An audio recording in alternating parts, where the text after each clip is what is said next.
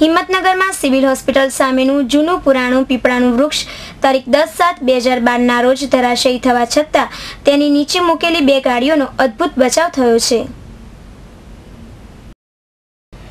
Himmatnagar civil hospital સામે વર્ષો જૂનું પીપળાનું વૃક્ષ રાહદારીઓને શીતળછાયો આપતું હતું, પરંતુ મંગળવારના રોજ વહેલી સવારથી સતત પડી રહેલા વરસાદથી આ વૃક્ષની આગળના રોડ ઉપર ભૂવો પડી ગયો હતો, જેના કારણે વૃક્ષના મૂળની પકડ કમજોર પડી ગઈ હશે, જેની મહેતાપુરાના ટેલિફોન બિલ ભરવા આવેલા વિનોદભાઈ મકવાણાને જાણ ના હોય પીપળાના વૃક્ષ નીચે પોતાની ટવેરા ગાડી નંબર GJ9AG 1884 મૂકી ટેલિફોન કચેરીમાં બિલ ભરવા ગયા હતા અને 5 જ મિનિટમાં પીપળો ધરાશાયી થયો હતો, જેના નીચે વિનોદભાઈની ટવેરા તથા અન્ય ઇન્ડિકા ગાડી દટાઈ ગયા હતા।